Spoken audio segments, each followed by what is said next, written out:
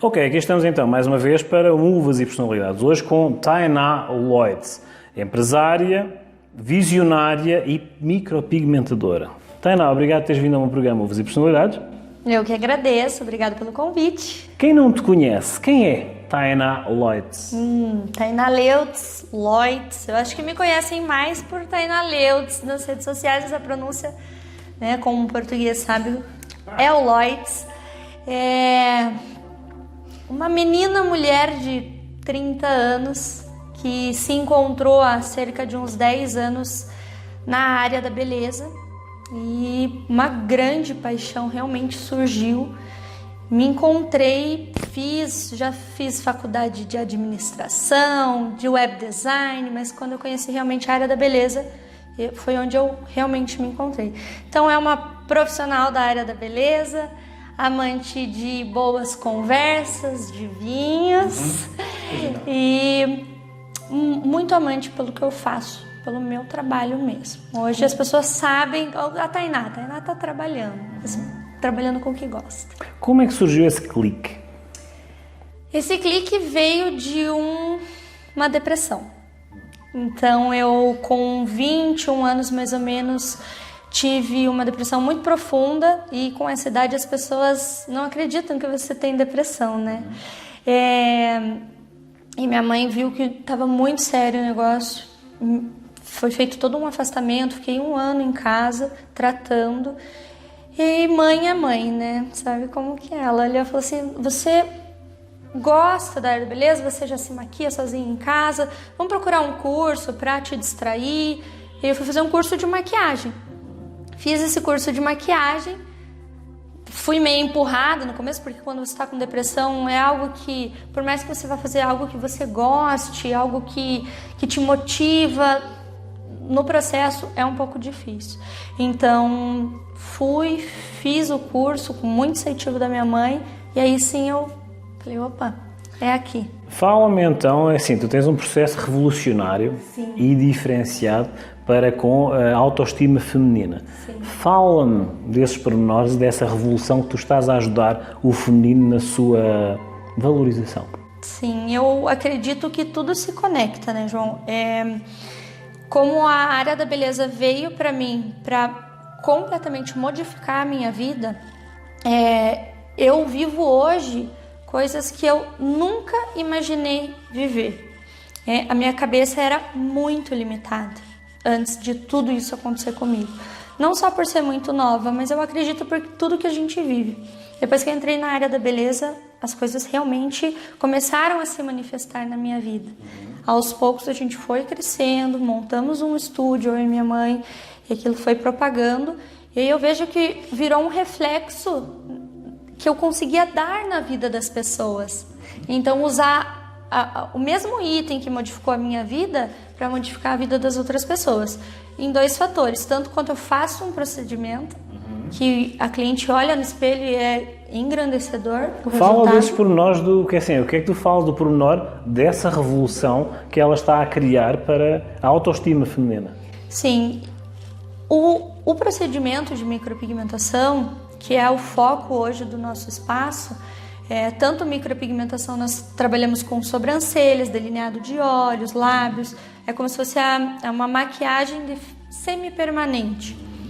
Mas nós focamos mesmo esse ano, eu principalmente, no estúdio temos outras meninas, na mastopigmentação, que é a pigmentação de areolas, tanto para mulheres que passaram por um procedimento cirúrgico de câncer de mama ou qualquer outro procedimento cirúrgico. Então, nós realizamos um desenho muito parecido com uma tatuagem e esse desenho possibilita a reconstrução ali do visual da areola. Então, a mama que passou por um procedimento cirúrgico foi danificada.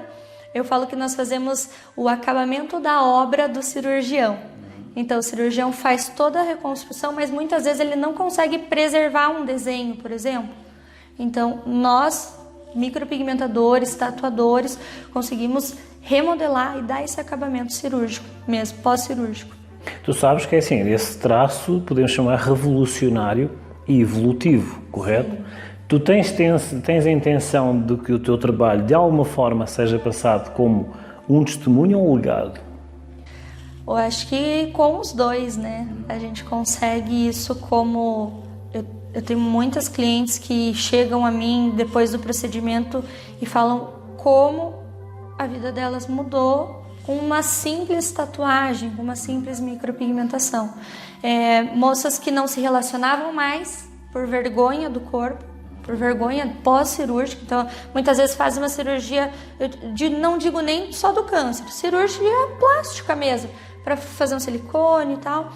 E vai para fazer uma cirurgia para se sentir melhor e acaba tendo uma outra trava. E elas chegam para mim e depois falam, eu me libertei.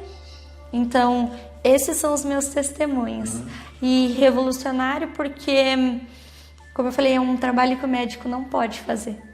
Então, eu acho que hoje a medicina e outras áreas afins, elas estão se unindo para gerar o melhor para as pessoas. Sem você pensar que é o teu trabalho. Não, vou fazer porque é o meu trabalho. Não, nós vamos fazer juntos porque para aquela pessoa é importante, entendeu? Há uma proximidade entre o cirúrgico, propriamente dito médico, com o vosso trabalho? Existe uma proximidade maior agora? Com certeza. Eu sinto que até os cirurgiões, eles estão... Na hora de uma cirurgia de reconstrução de mama, por exemplo, que a cliente acaba perdendo todo o corpo areolar, os médicos eles já estão conseguindo fazer o recorte cirúrgico do tecido da pele ali e já orientam elas a só fazer a pintura depois, o que para mim é excelente, porque já vem completamente demarcado, a gente consegue só colocar cor e fica muito melhor para cliente. Então assim, eu vejo que está cada dia melhor essa comunicação entre médicos e micropigmentadores ou tatuadores. E até recentemente fiz um procedimento dentro do centro cirúrgico. Então o médico terminou de fazer um retoque de uma cirurgia e como tinha danificado a areola, eu entrei lá no centro cirúrgico no final, já pintei, ou seja, a cliente já vai acordar com o retoque feito e com o desenho da areola. Fazes milagres, então? Olha, eu acredito que sim. Segunda parte da entrevista, eu vou para a parte mais intimista. Tá? Assim, os contactos da Tainá vão passar aqui em baixo, todos os contactos, etc. Mas agora vamos para a parte mais intimista. Vamos tentar quebrar, espremer a uva, como eu costumo dizer, para ver quem é a personalidade da Tainá Lloyds. Nem todo esse trabalho, a receptividade e a reação das pessoas, imagino, deve ser uma coisa assim, muito pessoal. Lloyds, subentende-se, traduzido do alemão, pessoal. Onde é que está a tua assinatura em cada trabalho desses? Eu acabo me envolvendo muito, né? Com esse tipo de trabalho não tem como a gente não se envolver. E eu acabo trabalhando com bastante realismo e eu acho que o meu jeito de receber a cliente, de entender qual é a dor dela, de qual é a necessidade dela, isso faz com que o todo é que realmente faça sentido, porque procedimento tem várias pessoas que fazem, mas como a gente recebe essa cliente num primeiro contato, como ela é atendida no nosso espaço e como ela é atendida depois dali, que é o que faz a diferença mesmo pra gente. Então a tua assinatura é o diferencial pessoal. O diferencial é o pessoal. Eu acredito que pessoal, Lloyds, né? Já diz ali no Lloyds. O serviço todo mundo faz. O que você pode fazer de diferente? Que a gente chama de over delivery. O que você pode entregar a mais? O Lloyds. O Lloyds. O pessoal. Agora é assim, eu como mortal, eu não estou a falar de como paciente, como alguém que viu o teu trabalho, alguém que se aproxime de ti, a nível social. Quando se cruzam com a Tainá Lloyds pela primeira vez, o que é que eles vão ler nos teus olhos? Olha, lá em casa me chamam de limão, então se você tiver uma uvinha azeda aí para associar, pode falar que a gente vai descobrir. Mas eu sou uma pessoa muito séria quando tudo que lido com o trabalho. Então para mim ali faz muita parte da minha rotina o trabalho e a seriedade com isso. Mas também sou muito visionária. Então, para mim, eu quero sempre, como eu falei, depois que eu tive esse clique, que eu entrei na área da beleza, para mim o céu não é nem o limite, é só o começo de um novo limite.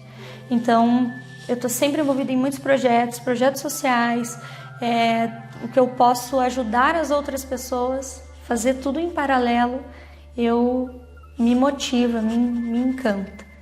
Como é que foi a reação da tua mãe ao ver que conseguiu tirar-te do fundo do poço dessa depressão e a ver essa evolução? Como é que tem sido a reação da tua mãe perante isso? Eu acho que ela se orgulha, né? Tanto é que ela vem, a gente vai junta para cima e para baixo. E assim, eu acredito que muitos pais, hoje a depressão é algo mais comum. Há 10 anos atrás, estava começando a ficar comum. Então, eu acredito que eles sofreram muito com isso em casa, né? Porque ao mesmo tempo que eu sofri, eles sofriam juntos. Mas depois que eu entrei para a área da beleza, vamos montar uma empresa juntas? Vamos.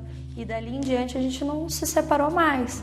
Então a gente vai em eventos, a gente vai em cursos, a gente vai para todo lugar juntas.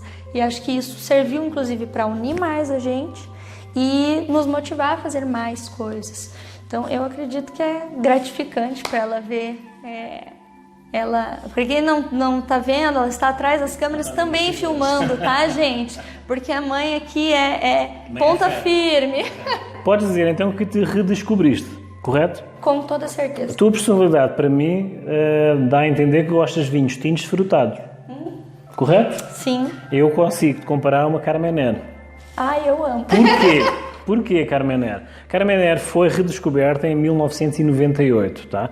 Aqui no Chile. Porquê? Porque de alguma forma os produtores estavam a produzir uma Merlot diferente. Estava uma Merlot diferente. Eles chamaram os connoisseurs, os sommeliers franceses, para tentar identificar que Merlot era essa.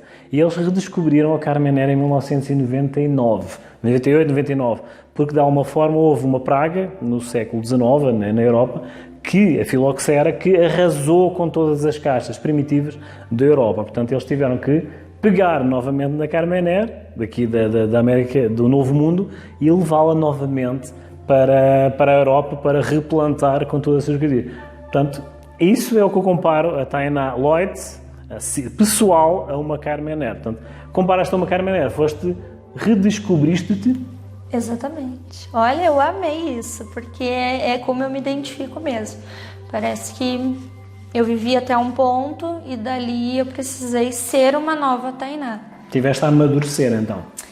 Eternamente, eu acho, gente. Porque eu tenho 30 anos, eu falo, não, pra mim ainda parece 18. Então, gosto de levar a vida assim também. Para finalizar, qual a frase ou qual o livro que tu tens de cabeceira que te tenha como incentivo? Uma frase, um livro, um título que queiras passar? Deixa eu pensar. Eu gosto bastante do Poder da Ação. Pai Rico, Pai Pobre. Gosto bastante de livros de mindfulness, livros que realmente vão ajudar a gente a dar um up. Porque hoje a gente está bem, vivendo crises de ansiedade, pandemia e afim. E eu acho que a frase é: sonhar grande e sonhar pequeno dá o mesmo trabalho. Então, vamos sonhar grande. Força, foco e fé? Com certeza. Tainá Lloyd, no nosso programa, as redes sociais dela vão passar aqui no rodapé. Revolucionária, sexto sentido, o apoio da mãe que de alguma forma viu uma luzinha por trás dela que estava a dizer assim, olha para ela, tem um toque revolucionário agora também na área da medicina com a micropigmentação e uma proximidade cada vez mais na evolução e autoestima feminina. Os contactos dela vão passar aqui em baixo, tá? Tainá, obrigado por teres vindo a Uvas e Personalidades. Eu que agradeço a oportunidade. Mesmo falando rápido, ela entendeu tudo, portanto, está tanto eu até agora, não precisou de legendas e nós vamos fazer um pequeno intervalo e voltamos já já. Muito obrigada.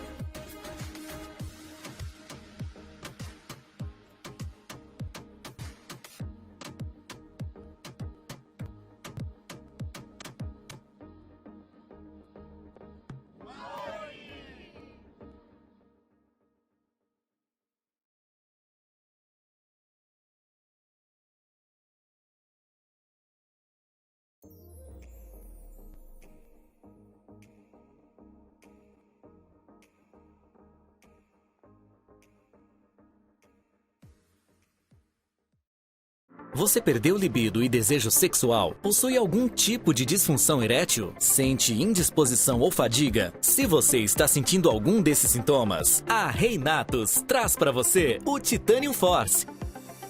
Maca peruana e tríbulos terrestres, que vai te ajudar a mudar essa realidade hoje mesmo, tanto para você homem ou você mulher. E isso porque a maca peruana e o tríbulos aumentam o libido e desejo, melhorando o desempenho sexual de homens e mulheres. Titanium Force vai te ajudar a combater seu problema de disfunção erétil masculino ou sintomas da menopausa feminina.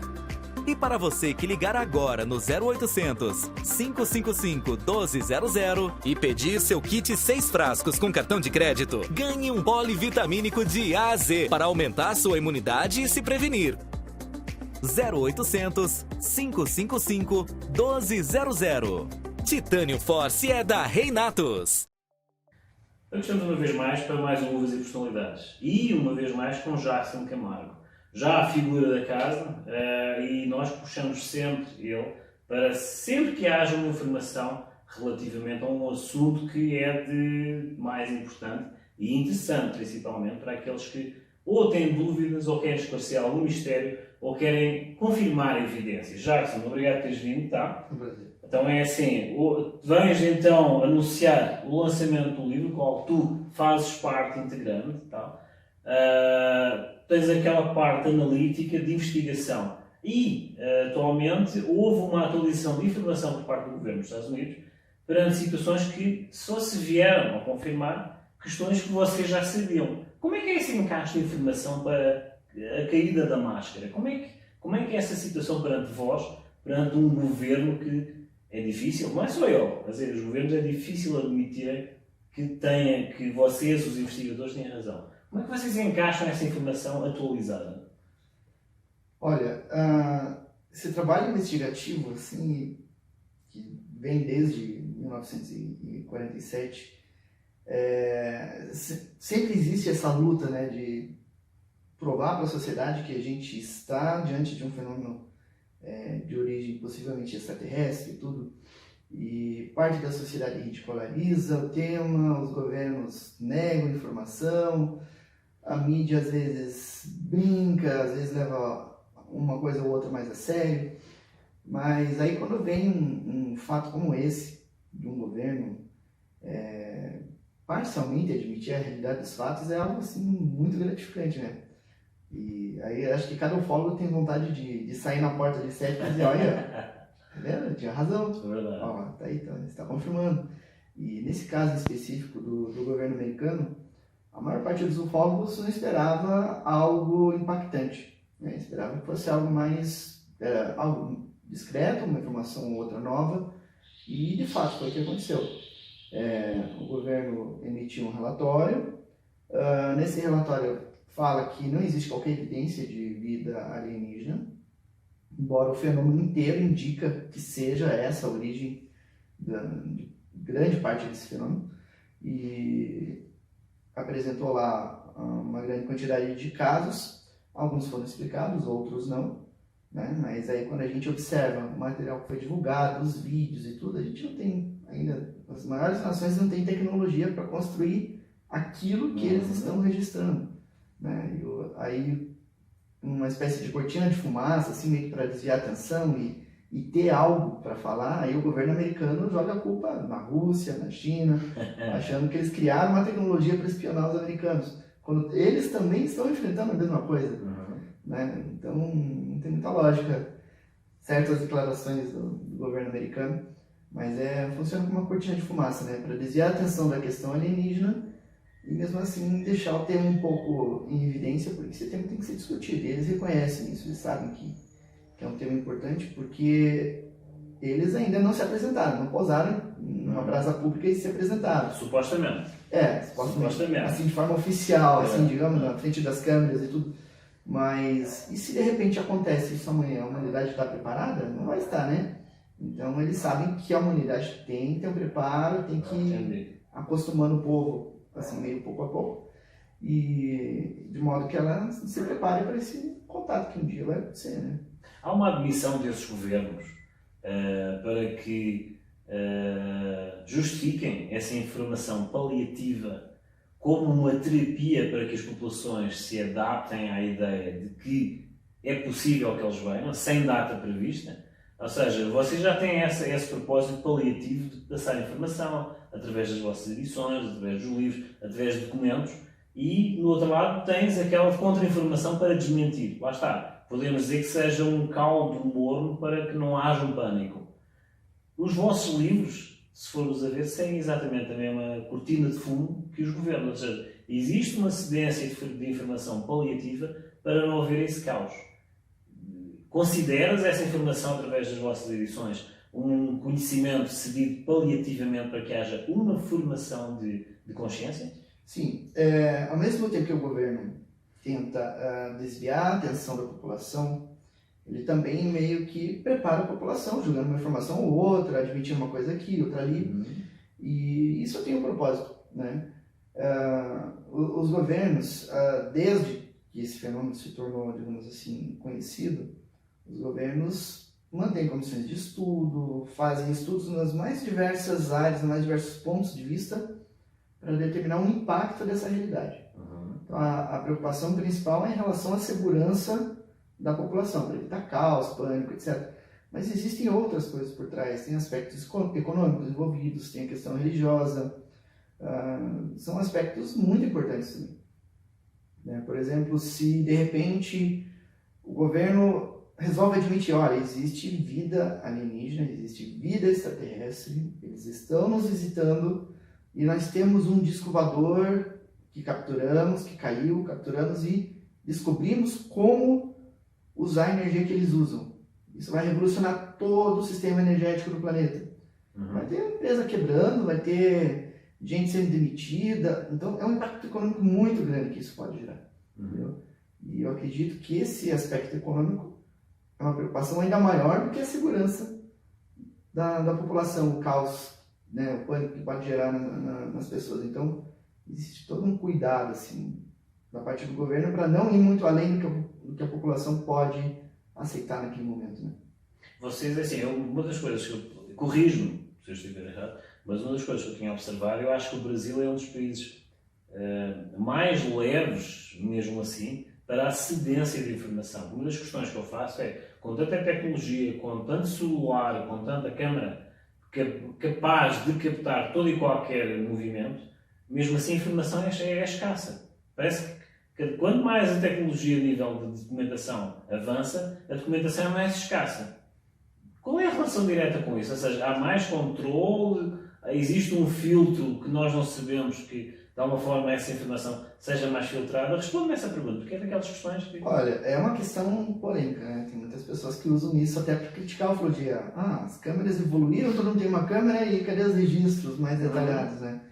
Mas aí tem uma série de questões envolvidas. Por exemplo, primeiro que a inteligência deles, frente a nós, eles sempre acompanham a nossa evolução tecnológica, os novos sensores que surgem. Então eles evitam que surja uma comprovação direta da existência deles, que seja assim, impactante demais para a nossa sociedade. Então, quando eu digo inteligência, os próprios alienígenas, né? E outra questão é que, quando aparece um disco voador, as pessoas geralmente não estão lá com a câmera já pronta, vai aparecer, vai aparecer. É muito difícil alguém ter um equipamento pronto na hora de uma aparição. E uma aparição, geralmente, gera um impacto na testemunha. Né? Tem gente que vê o objeto e fica paralisado. Às vezes tem uma câmera profissional ótima, configurada ali do lado, ela vê o objeto, ela fica contemplando aquilo e esquece de fotografar. Né? E outras, por exemplo, supondo que a gente esteja passando perto do aeroporto e passa um avião. Se a gente resolve fotografar, a gente não vai pegar muitos detalhes do avião, primeiro porque o equipamento não está configurado para pegar aquele objeto passando, o objeto está em deslocamento, né? O próprio fotógrafo vai estar movimentando a câmera para fotografar o objeto, então os detalhes passam um pouco desapercebidos, né? E a câmera de um celular, por exemplo, ela não é adaptada para pegar detalhes de objetos voando a grandes distâncias, né? Distância considerável. Então o detalhe fica meio que ofuscado nesses casos, né? Teria que ter um equipamento configurado, equipamento profissional, instalado, já pronto para pegar ele. Aquele avistamento no México, que foi recente, 2018, 2012, 2013, que é salvo erro, em que foram 5, 6 pessoas na Bélgica a filmar em tempo real a mesma situação. Explicações do governo. Olha, não sei se você está se referindo sobre o registro da Força Aérea. Não, foi o público foi numa noite no México, tá? Em que foi testemunhado por várias pessoas e tinham questão do celular. Tá? E a área geográfica naquela região do México, todos filmaram à noite. Tá? Objetos em grupo, a informação. Lá está, eu não sei se te recorda, eu não sei a data exata, mas foi um testemunho visual gravado por várias pessoas. Lá está, a questão após isso parece que desapareceu. Quando tem um registro significativo, às vezes ocorre de a imprensa não dar cobertura devida para aquele fato. Às vezes ocorre uma contra-informação de ações de governos para manter aquele assunto mais, mais discreto, digamos assim, porque não convém que algo extraordinário está só na TV. Então, existe um abafamento daquilo para diminuir um pouco o interesse. Existe também a ação de céticos, né, para desmoralizar os casos. É contra a informação. Então, sempre tem uma coisa ou outra ali que diminui um pouco a intensidade daqueles casos, né? E a própria internet, às vezes, hoje eu observo muito isso, porque eu estou na ufologia desde 1995, uma época que a internet ainda estava surgindo no Brasil. Então eu peguei uma época em que acontecia um caso ufológico, a gente sabia pela TV, pelos jornais, por pessoas que vinham contar, que não tinha internet para divulgar isso. Depois surgiu a internet, as pessoas divulgavam na internet. Aí ocorreu uma fase de ridicularização das próprias pessoas. Né? Eles iam num grupo de ufologia, postavam, batia uma foto e tal. Aí vinha outras e começavam a tirar sarro. O pessoal contava, tive uma experiência de abdução. Aí outros iam lá e ridicularizavam, brincavam com aquilo. As pessoas começaram a se retrair. Ou seja, é facto que não existe eu não diria contra-informação, mas existe um lobby que de alguma forma tenta induzir a expansão da informação. Isso. Não é teoria da conspiração, é facto. E às vezes é até algo inconsciente das pessoas de brincar com algo sério, e aí quem tem uma experiência séria com aquele fenômeno acaba não tendo interesse em compartilhar. Né? Eu vejo muito caso disso. Com frequência encontro testemunhos, encontro pessoas que tiveram avistamentos importantes, interessantes, com fotos às vezes, que dizem, eu não quis publicar na internet porque o pessoal ia tirar sarro e eu prefiro que meu nome não seja divulgado. Entendi. Divulga o caso, mas meu nome eu não quero exposição. Agora sim, é uma pergunta mais podemos dizer uma pergunta mais pessoal. Em determinadas disciplinas, em determinados assuntos, há aquelas pessoas que se demarcam. Se fosse na Idade Média, era fogueira. No vosso caso, vamos esticar um pouco. Está tipo elástico, vamos esticar um pouco. Todas as pessoas que dão uma forma a determinada informação específica que lhe chama a atenção e a pessoa tem a tendência de enverdar por esse caminho, no vosso caso a ufologia, diz-me uma coisa, há sempre um clique, há sempre uma questão, há sempre algo que de alguma forma puxa a curiosidade, mas após a curiosidade há aquele aprofundamento. Tá? Vocês consideram-se, agora foi por isso, vamos esticar um pouco da pergunta, vocês consideram-se avatares de alguma forma para fazerem a passagem dessa informação paliativa para a Terra? Assim, avatares como eu não direi emissários, vamos lá. De alguma forma ver uma informação. Vocês têm acesso, mas há algo em vocês que vocês desconhecem, mas há algo da vossa natureza que chama para haver essa divulgação. Olha, eu diria que sim. E é curioso porque, às vezes, a pesquisa ufológica, quando ela tem que acontecer, ela encontra um caminho. Eu estava pensando nisso... Foi nesse sentido, exatamente. Ontem, inclusive, eu estava pensando nisso, assim, e veio um clique, assim. A pesquisa sempre encontra um caminho. Porque, às vezes, a gente precisa chegar numa pessoa, precisa de um determinado fato, determinada informação, a gente precisa daquilo para corroborar alguma coisa, e a gente não consegue. De repente vem uma intuição lá, faz assim, e de repente a gente alcança aquilo que a gente está buscando. Acontece com muita frequência. E escrevendo esse livro, inclusive, aconteceu isso com numa frequência assim que eu acho que me surpreendeu. Frequência, é a palavra assim. Surge aquela frequência que a informação chega. Exato, porque às vezes eu tinha uma informação do livro, uma informação já conhecida, E aí eu precisava de alguma forma checar aquela informação. E aí, de repente, deixa eu fazer uma pesquisa aqui sobre tal coisa. Fazendo aquela pesquisa, eu encontrava uma informação que corroborava aquela. Ou então, eu precisava entrar em contato com uma determinada pessoa, não tinha, tentei de todas as formas e não tinha ninguém que conseguia chegar naquela pessoa. Aí de repente vinha um clique, procura tal pessoa que ela tem contato. Aconteceu isso esses dias. A tal frequência, não é? Um dos pilotos que viu um UFO bastante bonito na noite de 19 de maio de 1986, todas as pessoas que eu procurei, assim, que poderiam ter o contato dessa pessoa, nenhuma delas tinha o contato, algumas até nem conheciam, nem sabiam o nome da pessoa. E aí, de repente, eu lembrei que eu conhecia uma comissária de bordo. Por acaso você conhece o comandante tal e tal? Sim, eu vou e trabalhei com ele e tal. Dali a pouco ela já passou o contato dele e tudo. Então, as coisas vão se encaixando assim, de uma forma que me impressiona às vezes. A tal frequência do avatar. Agora fala um pouco do teu livro. É assim, geralmente as tuas edições, a tua parte documental, é para chocar com factos, em que não haja qualquer situação de descrédito. Este livro, fala-me, o que é que foi? Eu acho que o timing foi perfeito perante a questão de liberação de factos documentais do governo americano. Há uma coincidência, houve um timing perfeito, ou adequaste essa informação para complementar factos que já tinhas no livro? Bom, de novo foi aquela questão do timing, da frequência. Porque há anos que eu pesquiso esse caso, há anos que eu tento encontrar testemunhas. As principais testemunhas do caso, inclusive, há anos eu tentava contatar e não conseguia, ninguém tinha contato para repassar.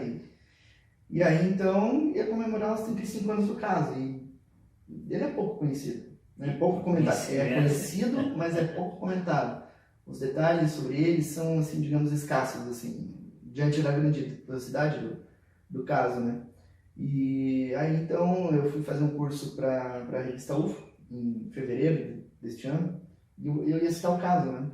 Só que eu comecei a pesquisa do caso, há uns 6 anos atrás, aí quando eu vi que eu tinha muita informação sobre esse caso, quando eu fui compor o curso, então vou escrever um livro, já que vai ter a comemoração de 35 anos. E foi rapidinho de escrever, já tinha os conteúdos, foi só redigir o texto, corrigir uma coisa ou outra, e aí eu lancei o livro. Questão de poucos dias depois de divulgar o lançamento do livro, conheci pessoas que tinham os contatos certos ali, cheguei, conversei com as principais testemunhas, consegui novos testemunhos que corroboravam as informações que tinham ali. Então foi algo assim, aquela questão de a pesquisa encontra no meio. Ou seja, um avatar ou frequência exata. Diz-me uma coisa, onde é que as pessoas podem encontrar o teu livro para compra? Onde é que podem ter o teu contacto para esclarecimentos e para amplitude da frequência de conhecimento? E lá está, não há coincidências. Fala-me onde podem achar o teu livro para comprar. Bom, o livro pode ser encontrado pelo site da revista UFO ou diretamente comigo pelo WhatsApp, né? Depois eu vou deixar o WhatsApp. Perfeitamente, passa aqui no rodapé, todas as referências. E aí comprando comigo, vai autografado e tudo, mando para casa da pessoa. Facto, que vai ser o facto aqui, tá? É assim, mais testemunhos, mais coincidências, eu considero. Foi aquilo que considerei, estiquei-me um pouco, mas de alguma forma eu troquei a questão de avatar e ele encaixou o sinónimo de frequência, tá? Portanto, de alguma forma não há coincidências. Jackson, obrigado, tá? Por cederes mais esta entrevista, mais este espaço, mais este documento. Sigam o Jackson Camargo nas redes sociais, vão passar todas aqui em baixo. Acessem ao livro, porque lá está, não foi coincidência, mas por sua vez o timing foi perfeito para toda aquela informação que saiu nos Estados Unidos. Vamos então fazer uma pequena pausa. Jackson, obrigado por teres vindo. Tá? É um prazer. Vamos fazer uma pequena pausa e já de seguida temos a sugestão da semana. Até já.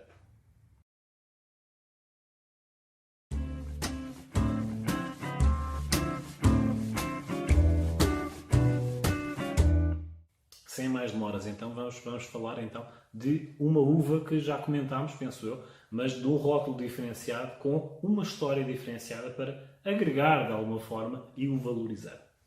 Cordero en piel de Lobo, 2019, Malbec. estamos a falar da Malbec, mas também estamos a falar, de alguma forma, de um espírito empreendedor de José Milán, um espanhol que veio para Mendonça, Val de Uco, em 2009 e que, de alguma forma, quis elaborar um projeto de produção de vinhos de média e alta gama. Nesse sentido, então, vou identificar primeiro o rótulo. O rótulo, lá está, Cordero em piel de lobo, o carneiro ou ovelha em pele de lobo. Há uma frase que José Milán postou que foi assim: nada é o que parece e a percepção é somente a nossa melhor habilidade.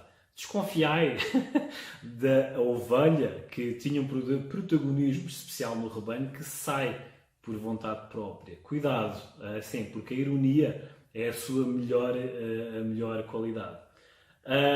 Nesta questão é a ironia do produtor José Milán também pelo nome da vinícola, Mosquita Muerta. Mosca morta é o termo que se usa também em Portugal e em Espanha daquela pessoa que está num grupo que está afastada, que muita gente não lhe dá o verdadeiro valor perante o potencial que possa vir a ter. Ou seja, cai em descrédito somente pela postura. Mas, lá está, a Mosquita Muerta, a médio e longo prazo, vai surpreender porque é aquela personagem que se destaca de alguma forma e produz algo inusitado que o faz destacar do restante grupo. O que é, lá está, Cordero en piel de lobo. Foi essa a proposta de José Milán.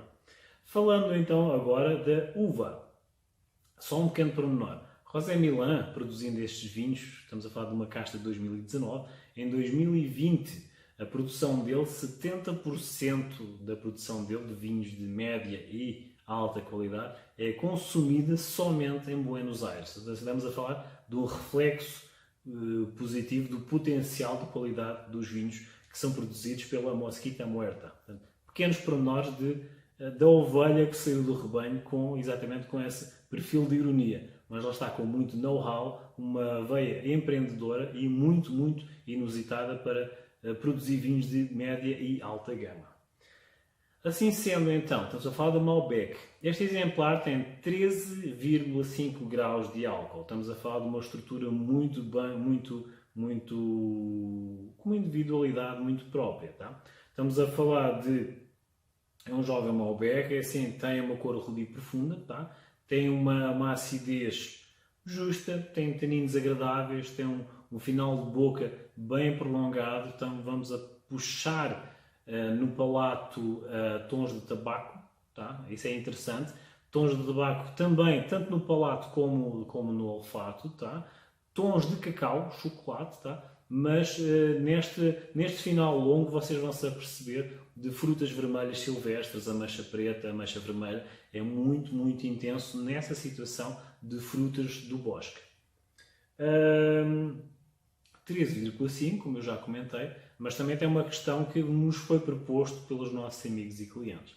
Há a questão da harmonização. Propuseram-nos que, em vez de dar a proposta de harmonização básica, tá? Que é linear, é proteína, estrutura de vinho, lá está, no caso seriam carnes vermelhas, tá? E também queijos fortificados ou queijos bem encorpados. O grau de álcool que tem, 13,5, iria sugerir que houvessem essa categorização, digamos assim, do padrão do menu de harmonização da proteína. Carnes vermelhas, queijos encorpados. Sem mais demoras, então, estamos a falar, como eu referencio sempre, tá? Falemos da uva, tá? Como principal, ou personagem principal deste filme, tá? Vejam uma uva de bolso, que é uma Malbec, tá? Tem estruturas semelhantes. O que pode variar muitas vezes é a minerabilidade, tá? da estrutura, mas sendo a uva a mesma. Façam essa questão de explorarem as uvas dos vários países, tá? Dessa questão de ser fácil, acessível e de desmistificar exatamente a questão de harmonizações. Mais que eu aconselho sempre, dou essa referência, é assim, para além do rótulo, no contrarótulo, vem para facilitar sugestões.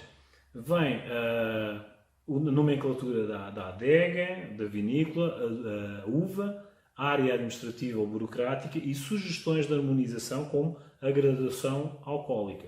Usem este pequeno truque, esta pequena sugestão, porque muitas vezes facilita na dúvida perante um prato. No prato, para facilitar, vejam a estrutura dos acompanhamentos.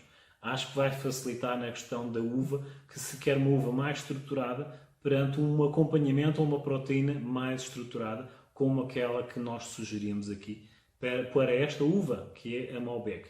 Vocês encontrarão Malbec em toda a América Latina, portanto, na prateleira do mercado vocês irão encontrar esta uva, preços acessíveis, preços mais salgados, como vocês dizem, mas isso tem tudo a ver com uma questão de marketing ou a questão de valores de produção que foram custeados. Até um próximo episódio.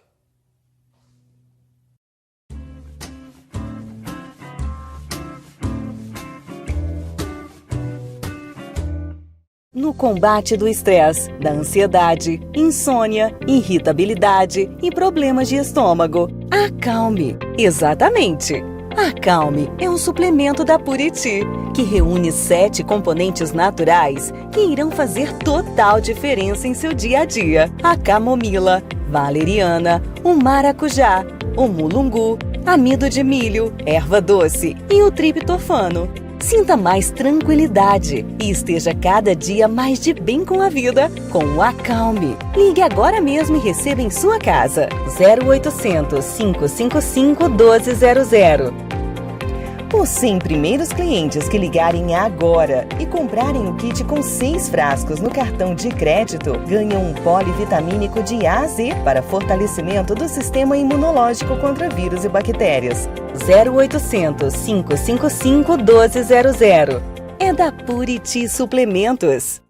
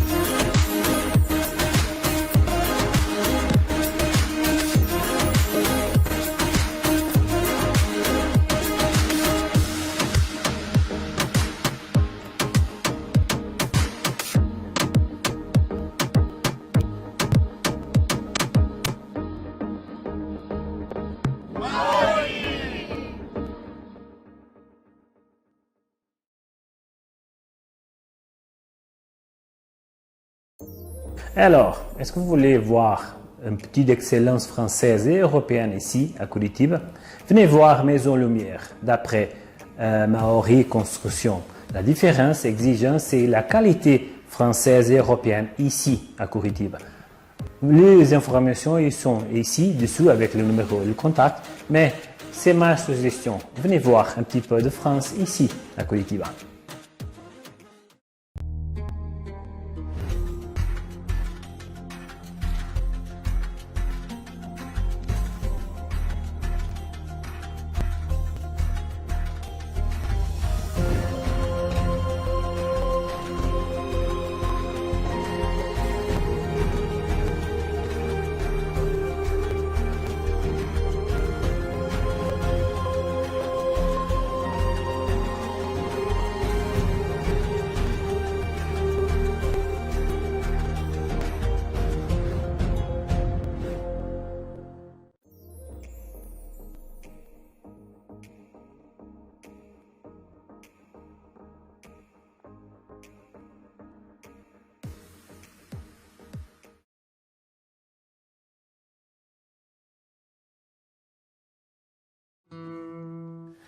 E então, hoje, a minha homenagem para as FEB, Força Expedicionária Brasileira. O que é que a Força Expedicionária Brasileira tem a ver com o vinho? Gádio Montano foi a vila que os recebeu, a Força Expedicionária Brasileira, após a conquista, em 21 de fevereiro de 1945, de Monte Castelo.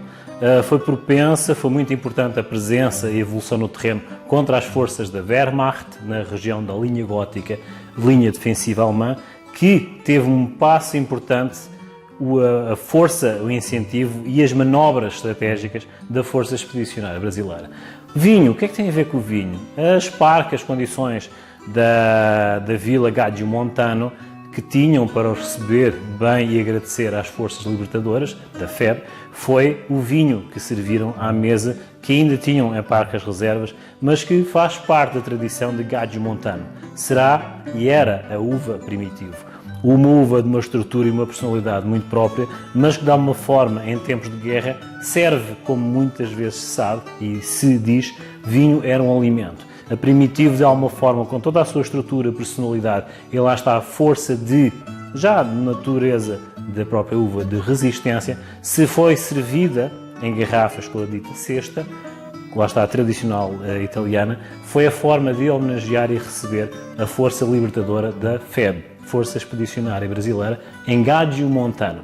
Minha homenagem à Força Expedicionária Brasileira e à relação da Primitivo e da vila de Gádio Montano, que os recebeu bem, e lá está, como eu costumo dizer, uma garrafa, uma história. Então, foi a minha homenagem à FEB, e então não percam o próximo episódio.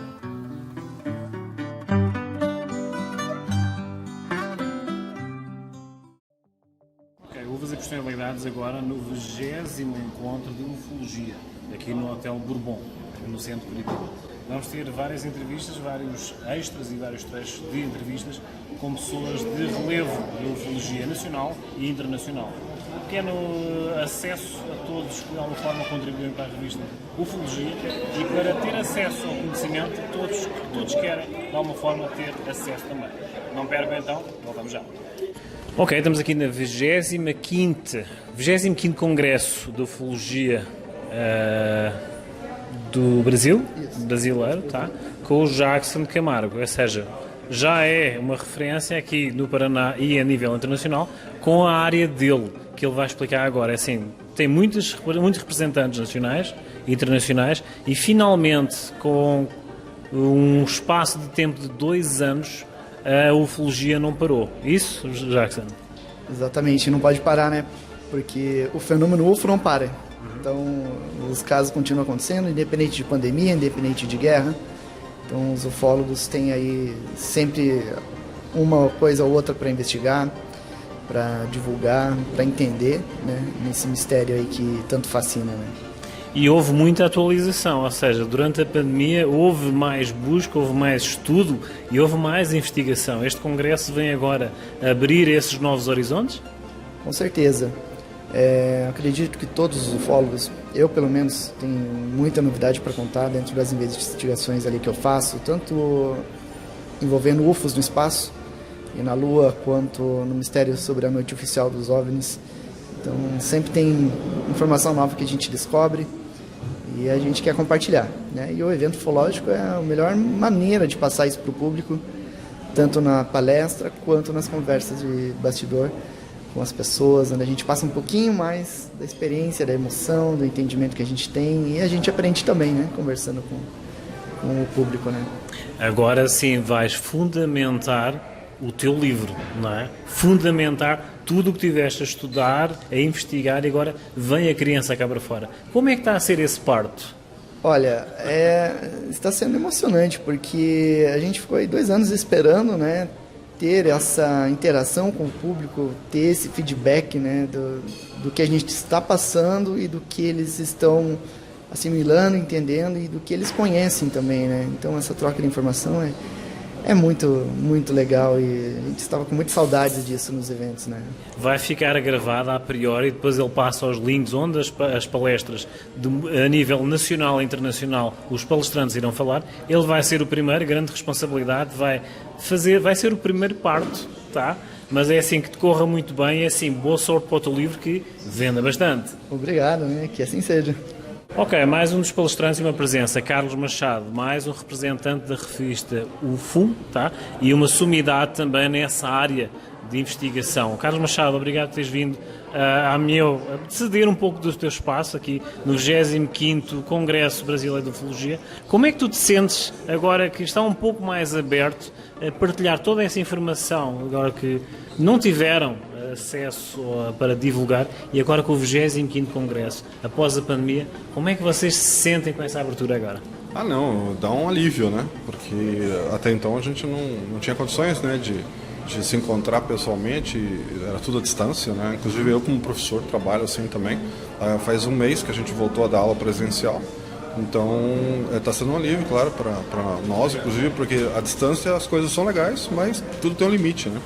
E essa interação social ela é importante, né? E agora a gente está podendo ver isso aqui no evento, né? Isso é importante. E o assunto que eu, por exemplo, estou trazendo, né, para cá, que tem a ver com mutilações humanas e ataques, né, no caso de alienígenas, eu acho que ele é muito pertinente, né? É importante trazer isso à tona, né, trazer para a população, para as pessoas, não só os brasileiros, para a população mundial, ter conhecimento do que vem acontecendo, né? E claro, nesses 2 anos de pandemia, mais o tempo que eu também fiquei sem dar palestra, um bom tempinho, a gente sempre tem novidades para trazer, alguma informação a mais, enfim, né, algum aprofundamento. Esta questão da pandemia, as pessoas encontraram-se mais com o eu, ou seja, tiveram acesso a mais informação, ficaram mais introspectos. Vocês tiveram a aquisição de maior informação com a passagem de dados e o software, a informática, desenvolveu bastante. Como é que foi a partilha e assimilar essa informação com o tempo e essas pessoas novas com esse tipo de ânsia de conhecimento? Vocês sentem esse peso? Sinto. Eu percebi que as pessoas realmente, bem como você colocou, né, elas estão mais né, bastante introspectivas, muito acesso à tecnologia e muita informação. Agora, o problema é o que você fazer com essa informação. Né? Eu acho que é importante justamente fazer o evento para a gente poder trocar essas informações para que ela vire conhecimento. Isso que é importante, né? Eu como professor, inclusive, eu percebo isso. Os alunos trazem muita informação, mas eles não sabem exatamente o que fazer com essa informação. Né? E o nosso trabalho é justamente esse, né? É aprimorar essa informação para que ela, como se fosse um diamante bruto que você lapida, né? Tira as pontas e deixa ele mais bonito, né? Para que a pessoa entenda melhor aquilo que ela está aprendendo. Nessa 25º Congresso, vocês sentem-se como se fosse começar do zero novamente? Não, do zero não. Eu diria uma continuidade mesmo. Eu acho que a gente está continuando um trabalho que já vinha sendo feito há muitos anos, né? Há várias décadas, né? Aqui no Brasil. E eu acredito que foi só um hiato, agora a gente está voltando, né? Obrigado por teres participado no meu programa. Boa palestra, tá? Obrigado. E vamos fazer uma pequena pausa e voltamos já. Ok, agora temos João Marcelo, o especialista do fenómeno da Varginha. João, obrigado por teres vindo ao meu programa. Explica-me uma coisa, como é que tu te sentes a nível de responsabilidade no 25º Congresso de Ufologia do Brasil, aqui no Bourbon? Como é que tu sentes agora essa proximidade com o público novamente? Eu acho que, Farrapa, a gente que mexe com ufologia, a gente tem a responsabilidade de levar a informação, de apurar a informação, de checar a informação antes de levar para o público. E esses eventos são importantes para troca de informações, né, para intercâmbio entre os investigadores e para colocar, para incentivar novos pesquisadores, né, novos grupos de pesquisa. Eu sou muito criticado hoje em dia por ter uma visão mais crítica na ufologia. Eu não sou contra a ufologia. Eu sou contra... eu defendo que a ufologia deva ter mais filtro, mais critério. Que ela deva analisar melhor as coisas antes de divulgar. Eu sou apaixonado por esse assunto, né, desde criança, adolescente. E mais recentemente, aí, desde 96, mas mais intensamente nos últimos 8 anos, ao lado do Marco Leal e do Jordano Vazzuti, a gente tem investigado o caso Varginha e eu vou trazer coisas inéditas, tem uma revelação inédita, bombástica, que eu vou divulgar amanhã na palestra, 2 horas da tarde. Nunca divulguei em lugar nenhum, mas eu resolvi divulgar. O Ademar Guevara estava a comentar que estiveram 2 anos à espera de oportunidade para fazer este congresso.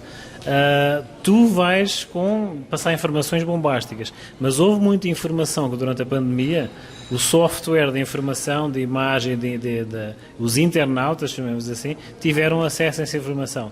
Este congresso é o lugar ideal para pôr essas questões?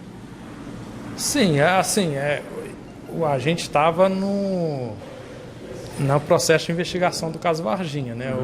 Com relação à pandemia, realmente prejudicou.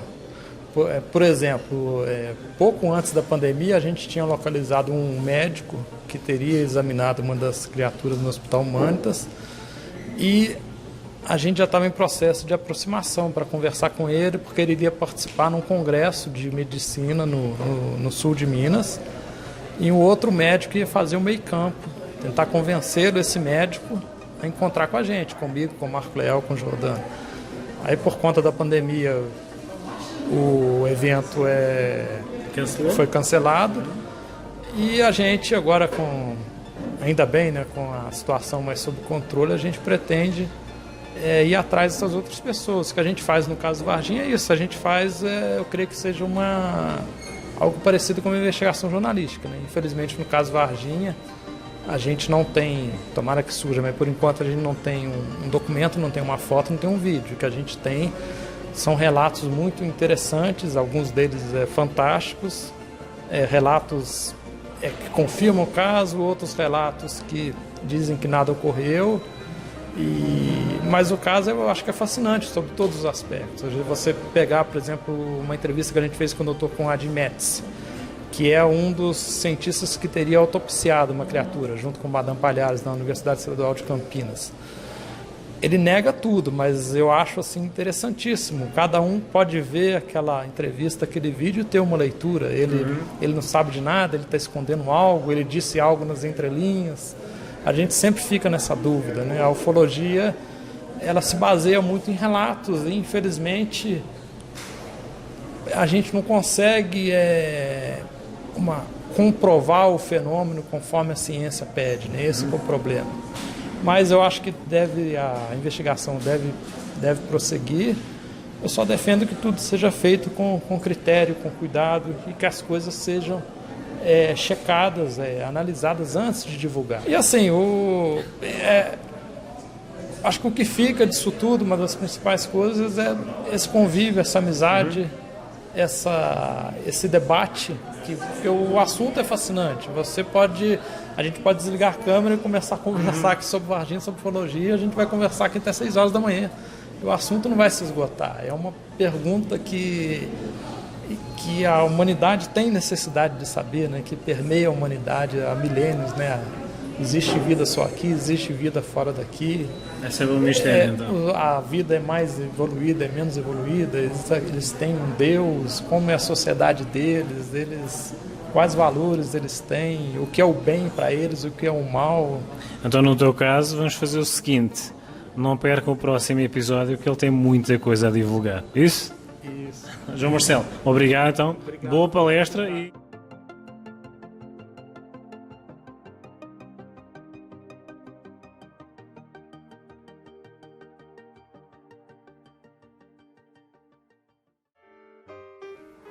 Olá, eu sou a Josi Torres, da Noz Moscada Bolos, e convido a vocês a assistir a minha entrevista com o João no programa Uvas e Personalidades. Vem!